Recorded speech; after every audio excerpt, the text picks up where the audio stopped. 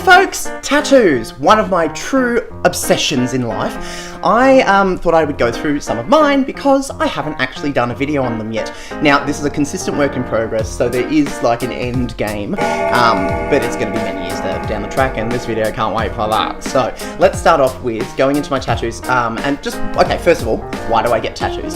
So, tattoos for me, I find several different reasons. I find that it's a sense of almost like therapy in a way, you know, like I find that the whole ritual of picking out a tattoo, the design, the understanding of the person or the meaning behind that tattoo, booking it in, the build up to the big day, the getting it, the aftercare, the everything. I just love the whole procedure. It's almost like when I get a tattoo of someone, I almost take on their traits that I aspire them more to be, you know, like, or symbolically. Something, it's almost like a bit of a reminder for me to go, okay, remember to be more like that person in this way, or that way, or don't be like this person, or blah, blah, blah, blah.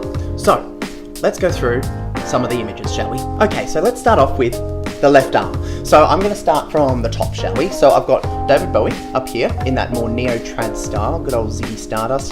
Then I've got around the back, I have a scene from Aliens, and I've actually built in this LGBT triangle as well, which is going to be a part of a larger ongoing work and connecting into sort of my queerness and everything. But this particular piece up here is really, I love that one because one part of the reason why I got into makeup was my obsession with film and movies like Aliens and Alien. Next up is Heath. So this is the Joker, obviously from The Dark Knight. I thought it's one of the most just enthralling performances that I've ever seen. The South, I've got a wee dagger which I just popped there as in neo-trad style that was just filler basically, but I just thought it was really cute. So that one's just like a bit of a rando one. And then heading further south, we have Freddie Mercury, which I get a lot of comments on. So what do you guys think? Does that look like Freddie to you? Hang on, this is gonna look weird. Maybe I'll go back. There we go. So you can see Freddie there. Moving further south, we have the cast of Rocky Horror here from one of the original release posters this piece was taken from, in more of that stencil graffiti style. Moving around to the back, we've got Lady Gaga from the Telephone music video.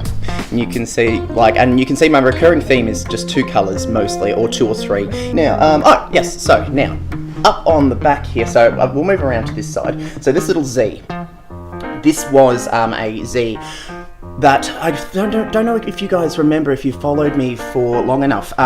My sister's partner years and years ago passed away, and we always really connected through writing, and because he was a creative writer at the time. I was really into creative writing and things like that, and so this is actually Zach's Z, like his handwriting Z, just to symbolise, just to memorialise him, I guess, because he's no longer with us. Moving around, we've got Marilyn Manson. So I got this piece down here first, this CMYK Marilyn Manson logo.